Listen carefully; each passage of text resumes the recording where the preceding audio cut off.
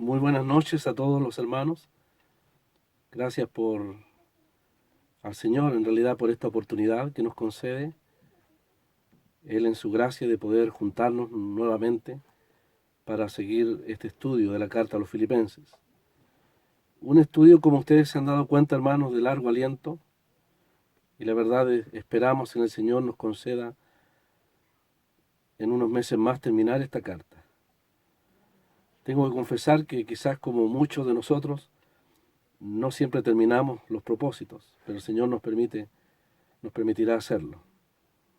Y valdrá la pena, por la palabra misma, la palabra del Señor, poder terminar este estudio en algún momento, de tal manera de poder haber, con la ayuda del Señor, como se oraba, de su Santo Espíritu, poder captar el pensamiento, el propósito, no solo del apóstol, sino del Señor, para comunicarnos en esta carta tan especial que al principio de las reuniones hemos dicho que tiene que ver con la esencia de la vida cristiana. Todas las cartas son importantes, están orientadas a distintas necesidades del pueblo de Dios y también distintas necesidades como creyentes. Pero esta carta nos confronta y nos pone realmente frente a un hecho tan glorioso como la persona, como la vida, el ejemplo de la persona del Señor. Por eso en el capítulo 1 el lema del apóstol ha sido: para mí el vivir es Cristo. ¿Y cuántos de nosotros quedamos tan pequeños frente a ese hecho? En el capítulo 2 el mensaje principal ha sido el ejemplo de Cristo. Su mente, su mentalidad, su sentir sacrificial y humilde. Y hay mucho en nosotros que tenemos que avanzar para seguir imitando ese modelo supremo del Señor. Dios nos permita ver, quizás entrar en aguas más profundas. Quizás nos sintamos más pequeños cuando el apóstol nos presente su meta suprema, cuando dirá: a fin de conocerle al Señor. Así que tenemos un gran capítulo para enfrentar en los meses futuros. Y el capítulo 4, un capítulo consolador, porque seremos testigos allí de aquel que es nuestro sustento, aquel que por el cual el apóstol podía decir: todo lo puedo en Cristo que me fortalece.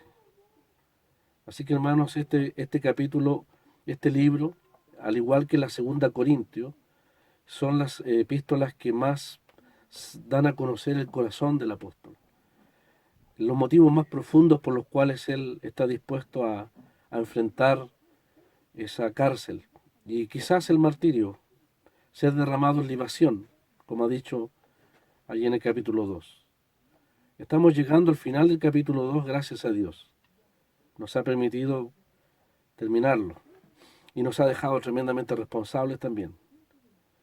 El apóstol ha presentado el modelo supremo del Señor, ahí desde el verso 5 en adelante.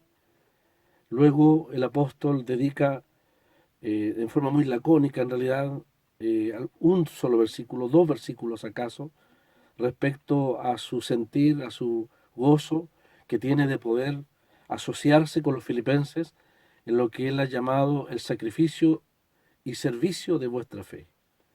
De tal manera que el apóstol, siguiendo su ejemplo, la exhortación que nos ha hecho en el capítulo 2 al principio, está encomiando, en realidad está reconociendo el valor de aquella comunión práctica, de aquella preocupación de los filipenses por tantos años, que le ha permitido servir al Señor y que ha permitido también que otras iglesias se beneficien. Como ustedes bien saben, los corintios se beneficiaron ampliamente de la comunión de los filipenses cuando el apóstol estuvo allí ministrando aquella asamblea que sabemos que no reconoció, no valoró realmente al tremendo hombre de Dios que tenían allí en todo ese tiempo. Y el apóstol no va a reparar, no va a escatimar en versículos cuando tenga que ver de hablar de sus compañeros en la obra. Por eso desde el verso 19 hasta el verso 24 dedica un gran párrafo a hablar del sentir de Timoteo, que lo hemos estudiado. Ha dicho: todos buscan lo suyo propio, no lo que es de Cristo Jesús. Luego va a referirse a Epafrodito, del cual ya hemos estudiado desde el verso 25 hasta el verso 27, y hemos visto el propósito. Pablo ha sacado a la luz el corazón de este joven, que Pablo, con toda su experiencia, le llama también colaborador nuestro. Fuimos testigos de un currículum de un joven que quisiéramos tenerlo todos nosotros. Cuando habla ahí de él como hermano, como compañero, como colaborador, compañero de milicia, mensajero. La palabra apóstol ahí en el sentido de un enviado de la iglesia para una labor no mínima, no pequeña, sino para llevar un olor fragante hacia Roma. Y luego le llama ministrador de mis necesidades. Uno que se ha dedicado al servicio, al ministerio de las necesidades de otros. Y en el verso 26 y 27, el apóstol ha descrito la gran preocupación que el apóstol, Epafrodito tuvo, lamentablemente al enfermarse. No sé si usar la palabra lamentablemente, porque en realidad hemos aprendido a través de los años que la enfermedad no necesariamente tiene que ver con el pecado, sino que la enfermedad puede ser usada para la gloria de Dios, es parte de la soberanía de Dios, y también puede ser una muestra de la misericordia y de la gracia de Dios, cuando en respuesta a las oraciones de su pueblo, nosotros somos testigos de cómo Él puede sanar y hacer grandes milagros, grandes milagros. Ya a estas alturas en que el apóstol escribe a los filipenses, ya él no pretende hacer uso y abuso de los dones que no depende de Él. Los dones de sanidad están sujetos a la soberanía del Señor. Por lo tanto, el apóstol está demostrando así lo que nosotros hoy en día estamos viviendo en este tiempo de la gracia. Ya sin los apóstoles dependemos de las oraciones y de la misericordia del Señor para sanar, si Él quiere, a aquellos a los cuales sujeta bajo la enfermedad. Y esta enfermedad de Epafrodito fue usada ciertamente por el Señor. Dice la palabra ahí que Él se enfermó. Habíais oído, dice el verso 26, que estaba enfermo. Y en el verso 27, hermanos, lo recordamos, dice, estuvo enfermo a punto de morir, pero Dios tuvo misericordia de él, y no solamente de él, sino que también de mí, para que yo no tuviese tristeza sobre tristeza. De tal manera, hermanos, que el Señor cuidó, en estas circunstancias, el Señor cuidó el corazón de Epafrodito, cuidó el corazón de Pablo, y también cuidó el corazón de los filipenses, para que no les embargase una tristeza, como habíamos visto, imposible de llevar, una tristeza difícil de llevar, como algunas tristezas que los hijos de Dios, los creyentes, debemos llevar, a veces por causa también de la obra, por causa de la fidelidad al Señor, por causa de los intereses del Señor. A veces tienen que debe llevarse ciertas cargas en el corazón. La tristeza de ver partir a un hermano era un dolor extremadamente grande. La tristeza de ver partir a un hijo debe ser un dolor muy, muy, muy difícil de entender para aquellos que lo han experimentado. La tristeza de ver el alejamiento de los hermanos, que en un momento fueron fieles, para el apóstol era un dolor grande.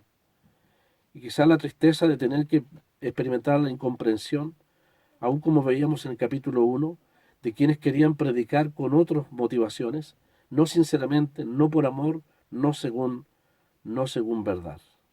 Pero en todas esas tristezas encontramos que en esta carta el gozo mencionado por el apóstol es un verdadero bálsamo que suaviza las heridas del corazón, que hace posible llevar cargas grandes en la vida del creyente, no solamente en el aspecto personal, familiar, sino también en cuanto a la obra del Señor. Y Pablo entonces en el verso 28 sigue diciendo, así que hermanos, dice, le envío con mayor solicitud para que al verle de nuevo os gocéis y yo esté con menos tristeza. Aquí entonces nuevamente podemos apreciar, hermanos, cómo el apóstol Pablo está pensando nuevamente, sigue insistiendo en la necesidad de pensar en el beneficio de otros. Claro, Epafrodito sería un gran beneficio para él, ciertamente. Fue enviado por los hermanos de Filipos, no solamente para llevar esa comunión práctica, sino también para ayudar, para asistir. Un joven en su fuerza, un joven en su vitalidad, sería de gran ayuda en muchos aspectos para el apóstol, ya sea en la casa donde estuvo recluido o bien en la cárcel donde estuvo encerrado. Epafrodito sería de gran utilidad, de la misma manera que Timoteo. Las cualidades, el currículum de servicio de este joven, lo quisiésemos tener en muchas asambleas, tener jóvenes con este currículum. Sería una tristeza ver partir jóvenes de tanta utilidad en la obra del Señor, pero a veces por razones laborales o razones personales, por la determinación de la voluntad del Señor en cada vida, a veces buenos instrumentos tienen que partir y ser útiles en otros lugares. Pablo pensó mejor en la tranquilidad de los filipenses al enviarles a su hermano Epafrodito. De esa manera, el apóstol Pablo nos da un ejemplo de su sacrificio, de su autoabnegación, primero para el Señor y en beneficio también de los hermanos ahí en Filipos. Epafrodito ha expresado su verdadera humildad al desear que no piensen en él. Él no quiere que los hermanos en Filipos tengan una tristeza difícil de llevar. No sabemos cuán terrible hubiese sido que Epafrodito hubiese muerto y algunos hermanos allí en la asamblea hubiesen lamentado el haberle animado a lo mejor con buenas intenciones, como a veces animamos a los jóvenes al servicio al Señor, y eso hubiese resultado en la muerte de este joven. Por eso hemos dicho que Dios cuidó el corazón de los filipenses y también el Señor cuidó el corazón de su siervo, el apóstol Pablo. No esperaban quizás los hermanos en Filipos que Epafrodito llegase tan rápido.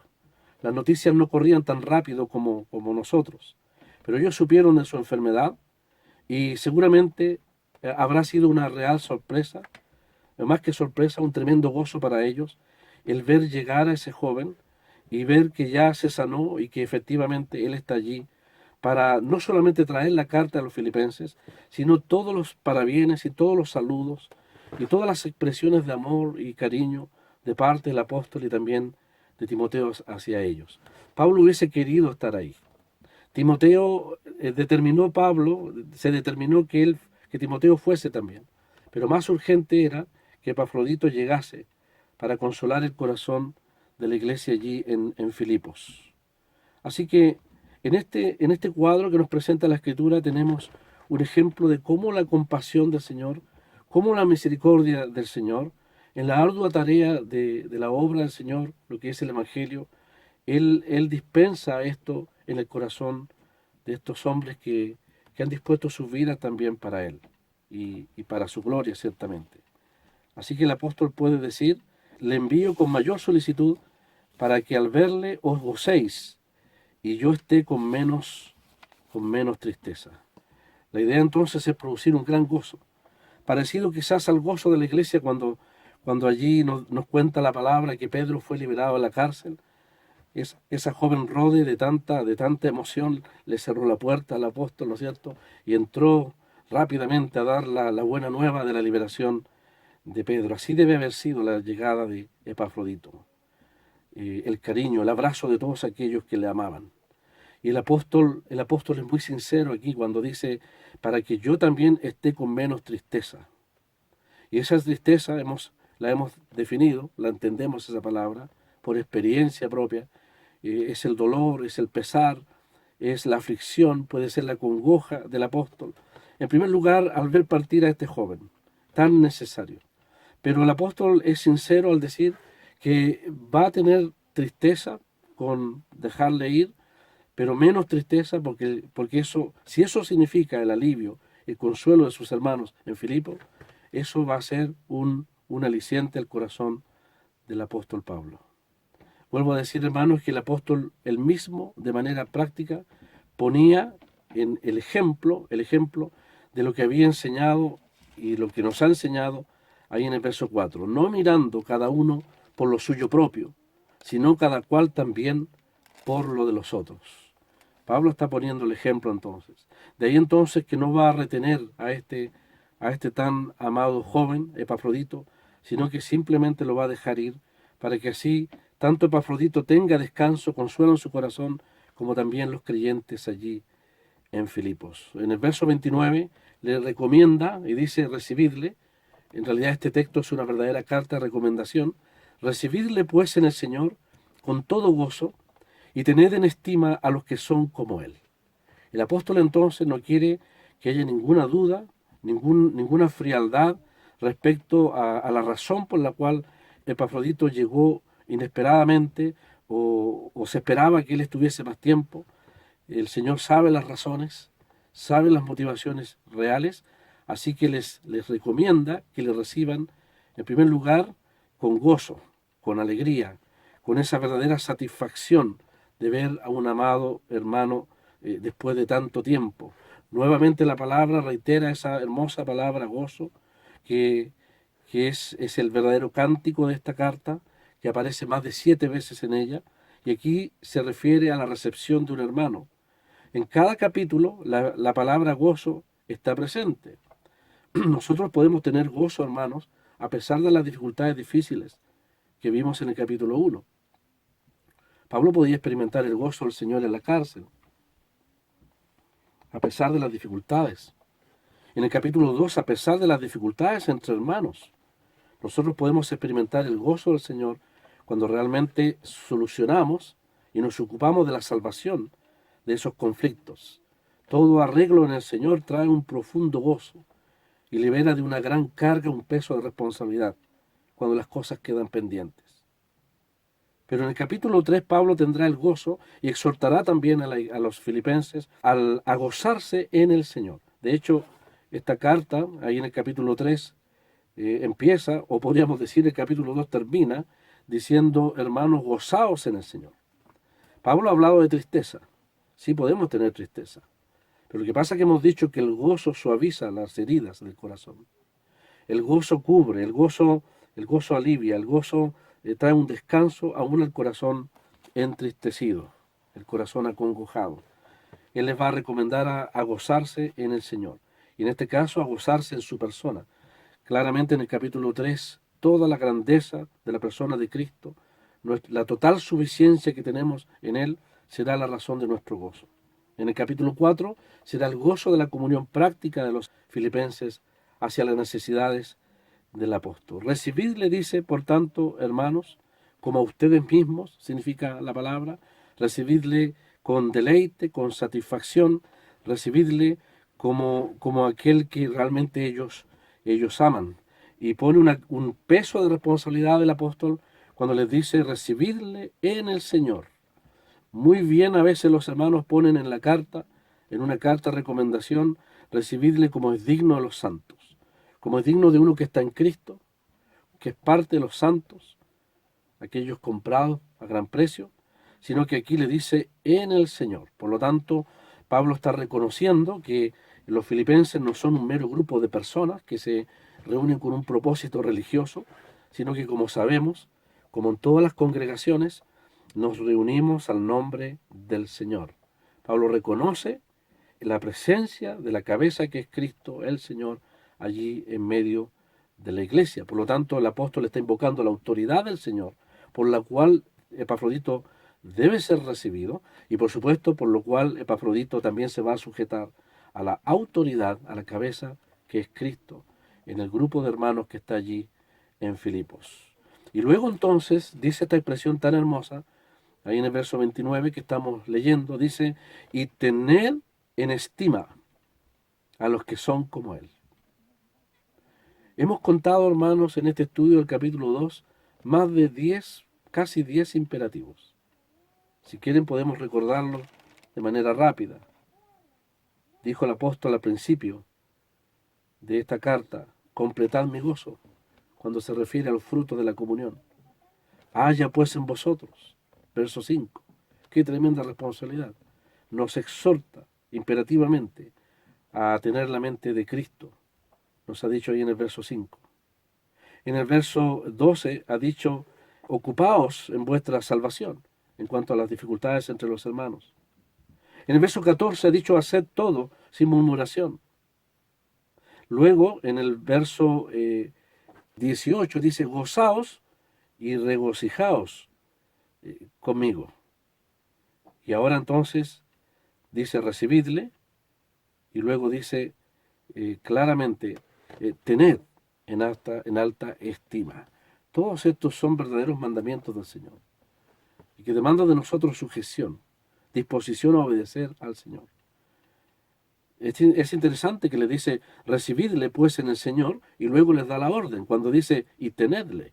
Si Él es vuestro Señor, si Cristo, la cabeza, está en medio vuestro, por lo tanto recibidle, dice el apóstol. Este es un mandamiento apostólico. Tenedle, dice.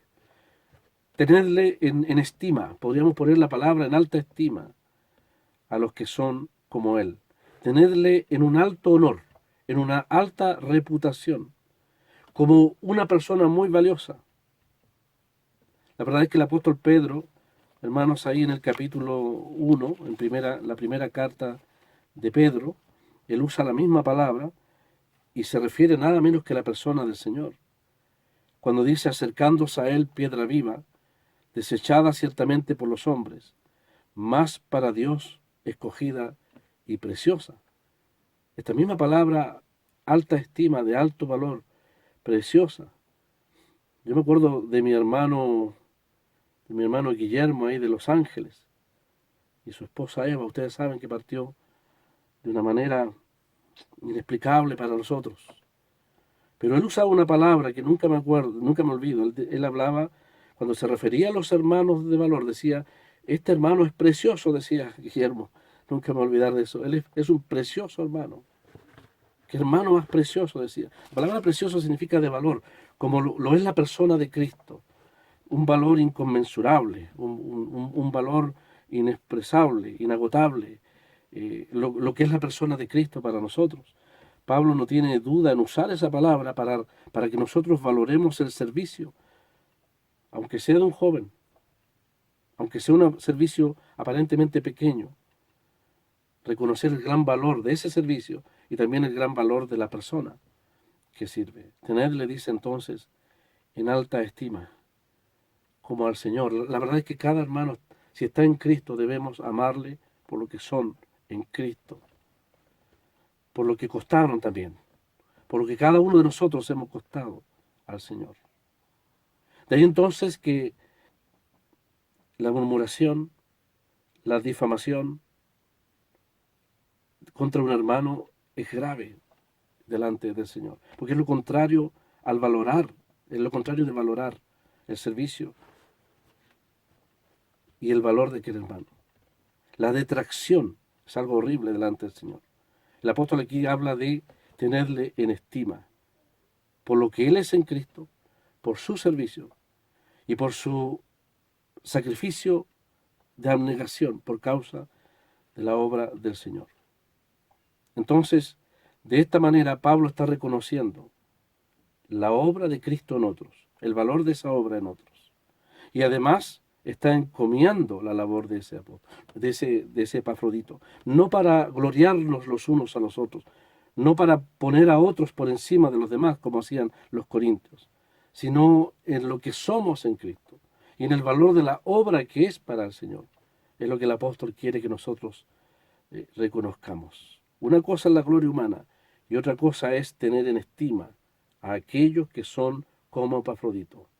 ¿Cuál era la característica de Epafrodito? La misma de Pablo, la misma de Timoteo y la misma de todo hombre y mujer que en cualquier lugar ha dispuesto su vida para servir al Señor. Por lo tanto, de los que son como Él, de este tipo de personas, son las que debemos tener en alta estima. Aquí entonces, una vez más, Dios muestra lo que Él estima. Dios, a través de Pablo, Dios está demostrándonos la forma de vida, el tipo de vida que Dios realmente estima. Y si esa vida es la que el Señor valora, es la que nos conviene entonces a nosotros realmente imitar. Dios quiere que nosotros nos dejemos forjar, formar por el Señor, para que podamos expresar ese tipo de vida. Dios estima a los humildes. Dios estima el sacrificio de los hermanos. Dios estima a aquellos que no buscan grandezas ni gloria personal. Al contrario, Dios desprecia aborrece absolutamente todo propósito del corazón de quien quiera, de buscar honor, de buscar gloria personal, de buscar una autoimportancia, de buscar una superioridad sobre el pueblo de Dios, etcétera. Dios, Dios rechaza esa forma de vida. El Señor aprobó totalmente el ejemplo supremo del sacrificio del Señor. Por eso cuando Él se humilla hasta la muerte, Dios le exalta hasta lo sumo.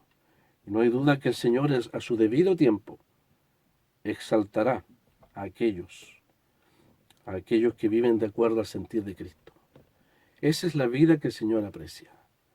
Ese es el valor que el Señor da a una mente sacrificial, a una mente humilde, como la de este joven.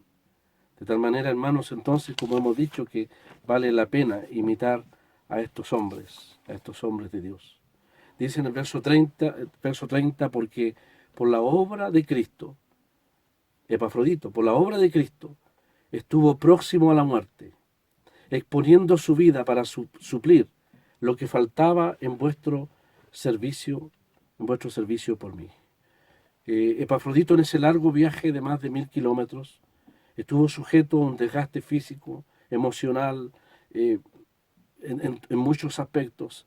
Él se expuso a muchos peligros, pero el propósito principal, la razón, el motor de su sacrificio era en primer lugar la obra de Cristo. Y sin lugar a dudas la persona también del Señor. Pablo entonces vuelve a sacar a la luz aquí la razón principal de ese sacrificio. Lo hizo por razón de la obra de Cristo.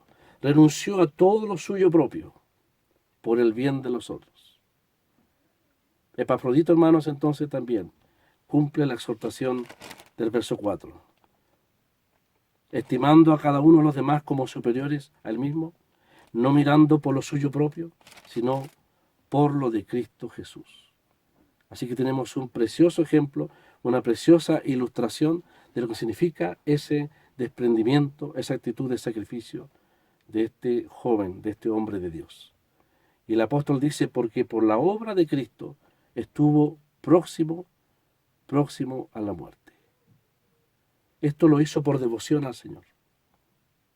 Si bien es cierto, Epafrodito llevaba una ofrenda para las necesidades del apóstol Pablo, el apóstol Pablo reconoce aquí no solo el acto de él, sino realmente para quién lo hizo, para quién estuvo dispuesto a hacerlo. Es para la persona del Señor, para el beneficio de la obra del Señor. Y dice la palabra aquí, y el apóstol usa una palabra muy interesante, cuando dice, por la obra de Cristo estuvo próximo a la muerte, dice ahí, exponiendo su vida para suplir lo que faltaba en vuestro servicio por mí. Esa palabra exponer es muy interesante porque los expertos en el idioma nos dicen que tiene que ver con lo que era la práctica de las apuestas. De hecho, la palabra Epafrodito significa el favorito de Afrodita.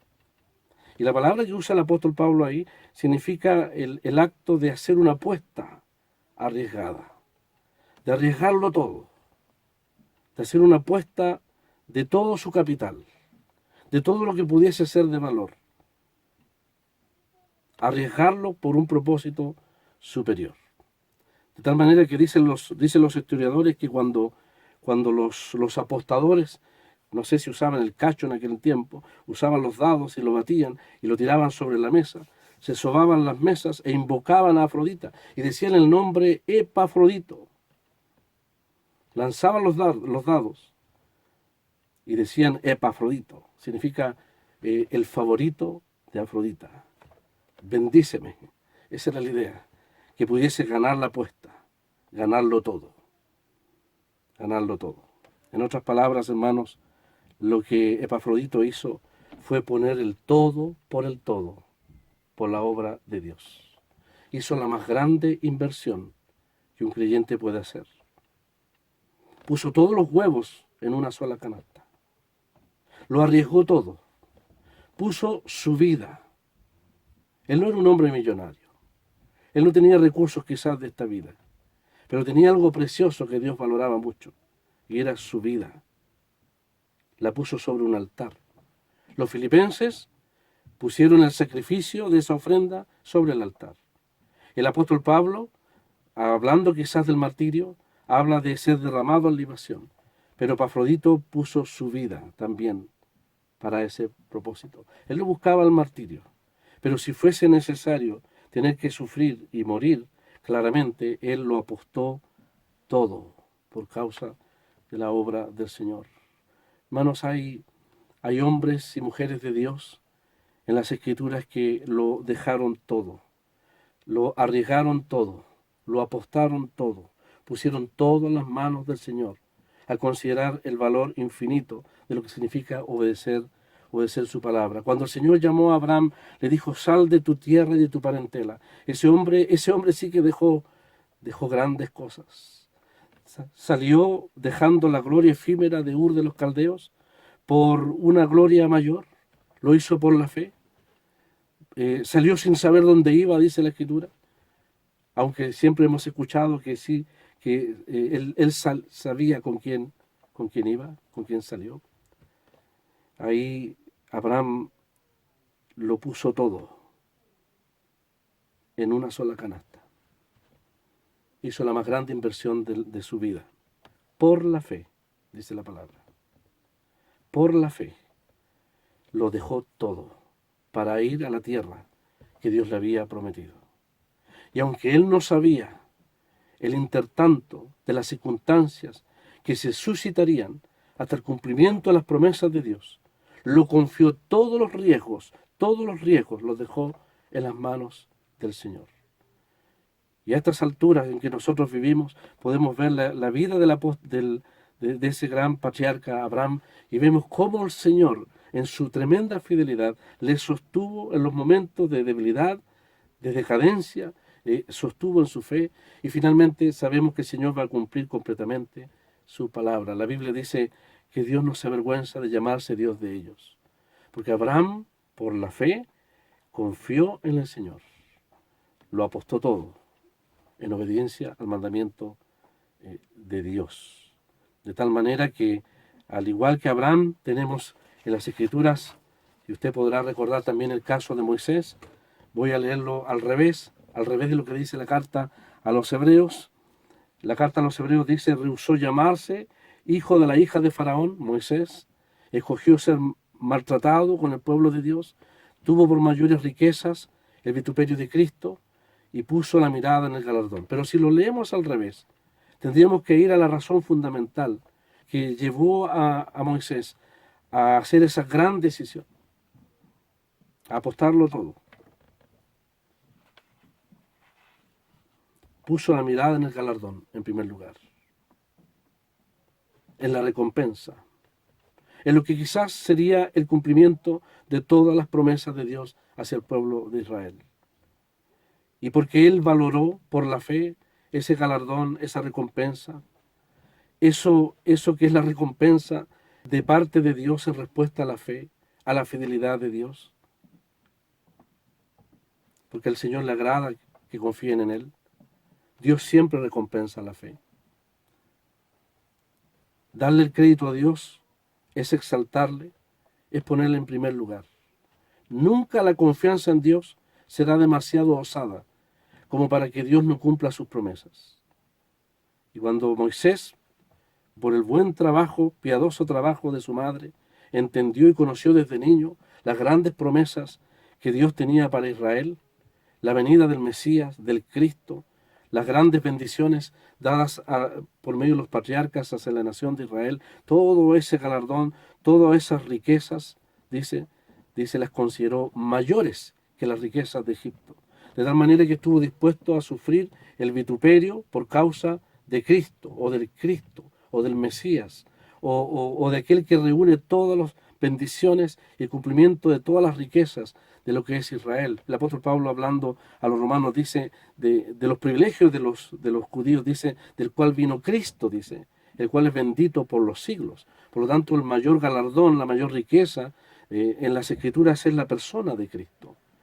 Y Moisés lo visualizó por la fe, nos dice la palabra. La fe basada en la transmisión de la palabra de su madre, y seguramente la transmisión de la esperanza durante más de 400 años de los ancianos en Israel, quienes bajo el látigo de Egipto anhelaban la liberación de ese pueblo.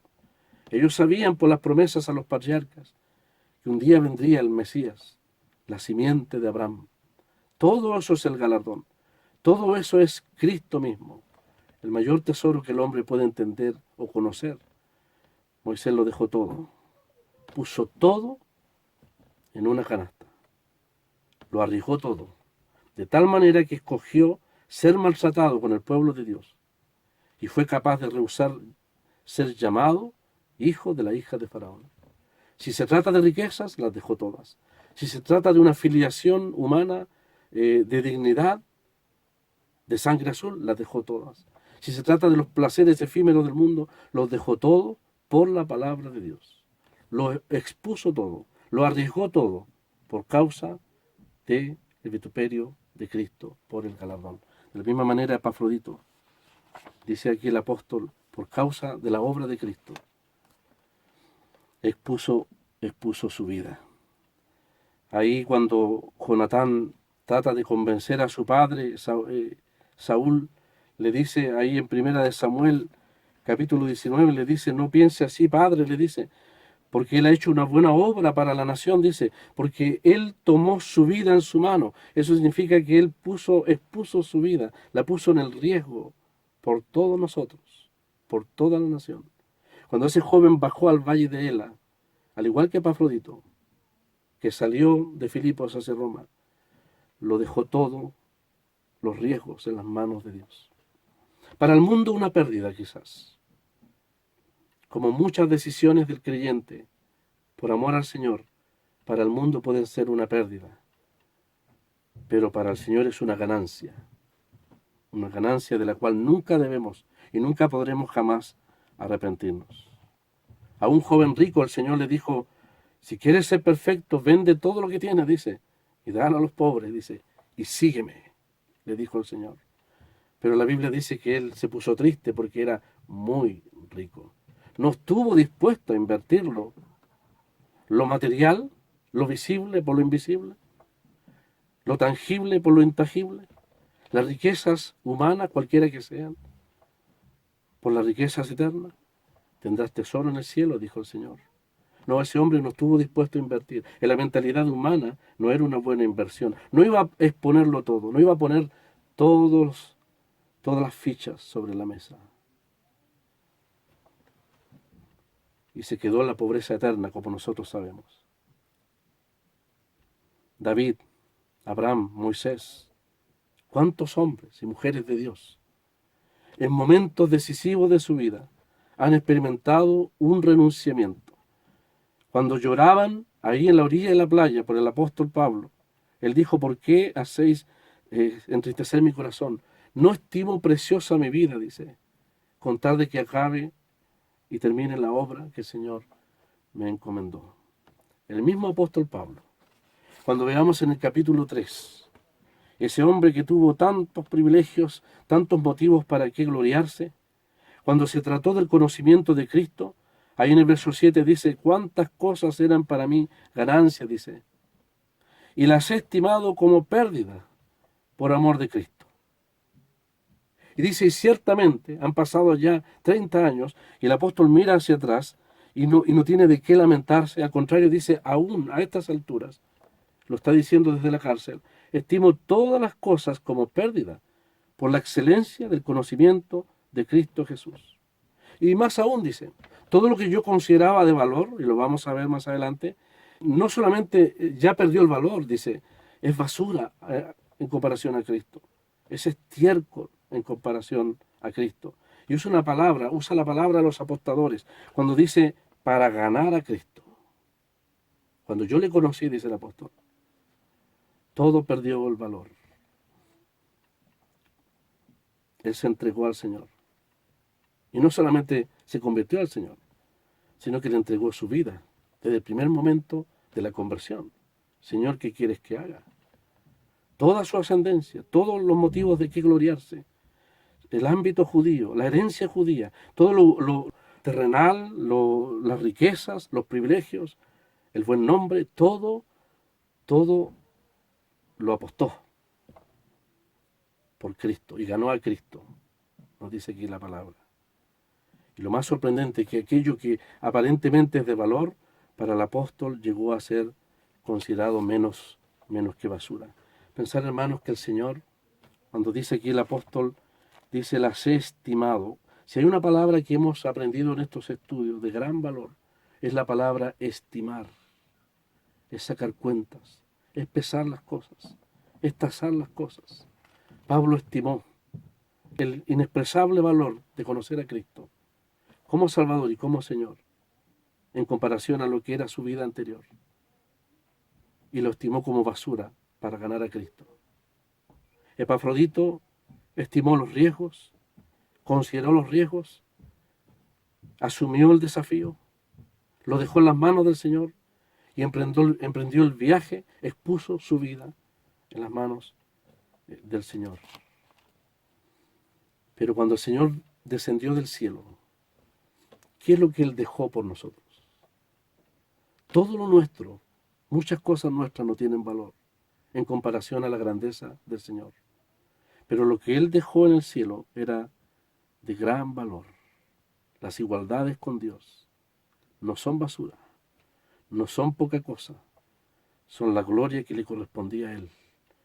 Y cuando las estimó, las pesó, dice ahí la palabra, no estimó el ser igual a Dios o estar en igualdades con Dios, sino que se despojó a sí mismo, por causa de nosotros. Ahí estamos, hermanos, en presencia de hombres y mujeres que han tenido un verdadero renunciamiento por la causa, por los propósitos del Señor. Conozco un joven o un hermano obrero que hace muchos años, de un país determinado, siendo joven él, siempre quiso estudiar en la universidad. Siempre se le puso en su mente, en su corazón, el estudiar en la universidad. Y no era la voluntad del Señor que él estudiase en la universidad. Pero a veces nuestro corazón voluntario quiere insistir en ese propósito. Sus padres también le alentaban. A veces nosotros los padres queremos proyectar, realizarnos en nuestros hijos. Pero no era la voluntad del Señor. Postuló. Quiso estudiar una larga carrera de historia, me contaba él. Pero cuando llega a la universidad para inscribirse, con todos los documentos de su buena nota, su buen puntaje, dice que él miró, consideró la voluntad del Señor para su vida y se devolvió. Y no se inscribió. No se embarcó en 6 o 7 años, de los cuales tenía la certeza de que no era la voluntad del Señor. Se vino caminando por una avenida de amplias palmeras, contaba él, y sentado en una de las palmeras, ese joven, ese día, determinó entregarle la vida al Señor. Renunciar a todos los propósitos, proyectos personales, ideas personales, de tal manera que el Señor, Él determinara el carácter de su vida en todos los ámbitos. Ese día fue el renunciamiento de ese joven. Lo apostó todo. Puso todas las fichas sobre la mesa, todos los huevos en una sola canasta, en las manos del Señor. Lo que para el mundo sería una insensatez, para él fue una gran decisión. Ni aun sus padres lo entendieron, pero Dios sí lo sabía. No tuvo dinero para la universidad, pero el Señor le fue fiel para proveerle en un estudio técnico, que fue la base, la herramienta para desarrollarse en la vida. Pasaron los años y ese joven, que conocemos muy bien, ese hermano, el Señor lo llama a la obra del Señor. No dejó una carrera de ingeniería, no dejó una carrera de medicina, no dejó un gran futuro, no, porque el renunciamiento lo tuvo antes de entrar a la universidad. Ese fue el momento de su renunciamiento. Hay hermanos que han dejado muchas cosas de valor por causa de Cristo, por causa del Señor. Timoteo, lo dejó todo. Epafrodito dice, expuso su vida por causa del Señor. Yo no sé si hermanos jóvenes y también los de más edad, hay algo que nosotros estemos reteniendo para nosotros mismos. Cuando el Señor le dijo a Abraham, toma a tu hijo, le dice, y mire cómo el Señor va tocando la fibra más sensible del corazón, le dice, toma a tu hijo, qué valor tiene un hijo, ¿no es cierto? Luego le dice, tu único, Isaac, dice, tu risa, tu alegría, tu satisfacción, tu vida misma, Isaac, tu risa, tu alegría, tu más grande gozo, la proyección misma de tu vida, Isaac, tu risa, dice, tu gozo terrenal, dice, a quien amas, le dice, y ofrécelo en el monte que yo te diré. Ese día, nos dice la carta a los hebreos, esa noche, Abraham estimó, consideró, sacó cuentas por la fe, y la fe triunfó. ¿En qué sentido la fe triunfó? La fe triunfó en el sentido de que Abraham tenía la certeza, nos dice la palabra, que de alguna manera Dios cumpliría el propósito de sus promesas. Si eso tuviese que, para eso, resucitar a Isaac de los muertos. Fue la prueba del corazón, la prueba del verdadero amor y obediencia al Señor. Ese hombre de Dios tuvo un renunciamiento hacia las cosas del Señor. Hermano, hermana, si el Señor te pidiera ahora, ¿qué de tu vida, qué de nuestra vida? ¿Hay relaciones que dejar? ¿Hay riquezas que dejar? ¿Hay planes, propósitos? ¿Aún la familia tiene más importancia que los intereses del Señor? ¿Cuánto estamos dispuestos a arriesgar por amor al Señor? En respuesta a lo que Él dejó por nosotros, ¿cuánto estaríamos dispuestos nosotros a arriesgar? La mejor y más grande apuesta que el creyente puede hacer es entregarle todo al Señor. Ese es un acto de consagración. Ese es un acto de renunciamiento para darle el primer lugar a Cristo. Ha sido la experiencia de muchos hombres de Dios. Y si eso ha sido postergado en nuestra vida, para que efectivamente el Señor tenga sus reales derechos y efectivos derechos sobre nuestras vidas, entonces eso demanda de nosotros una total entrega, humillación y sumisión por causa de su amor. No hay duda que Timoteo lo hizo por amor al Señor. Epafrodito por amor al Señor. El amor supremo, el amor que todo lo llena, que es incomparable, que vale la pena perderlo todo, arriesgarlo todo por causa de Él, aunque el mundo no lo entienda, aunque tus padres, queridos jóvenes, no lo entiendan, aunque tus familias no lo entiendan.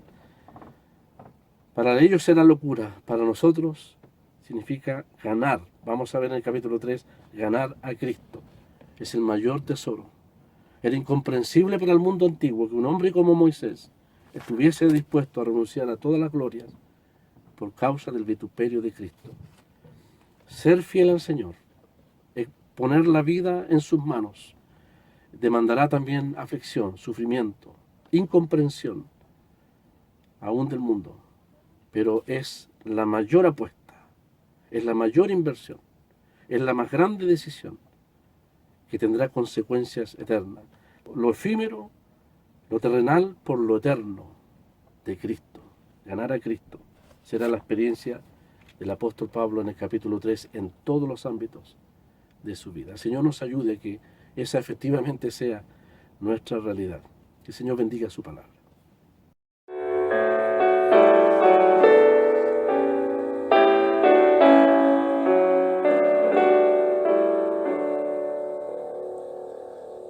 Dejo el mundo y sigo a Cristo, porque el mundo pasará, mas su amor, amor bendito, por los siglos durará. Oh, qué gran misericordia, oh de amor, sublime don, plenitud de vida eterna, prenda va del perdón. Dejo el mundo y sigo a Cristo, paz y gozo en Él tendré. Y al mirar que va conmigo, siempre alegre cantaré. Oh, qué gran misericordia, oh de amor, sublime don, plenitud de vida eterna, prenda viva del perdón. Dejo el mundo y sigo a Cristo, su sonrisa quiero ver, como luz que en mi camino haga aquí resplandecer.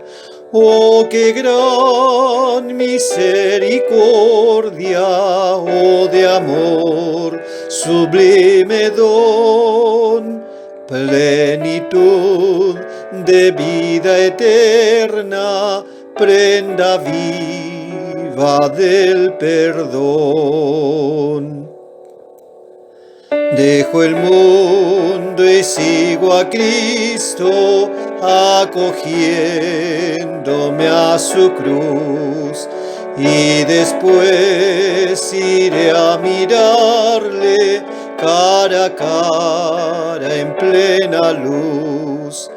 Oh, qué gran misericordia, oh de amor, sublime don, plenitud de vida eterna, prenda viva del perdón.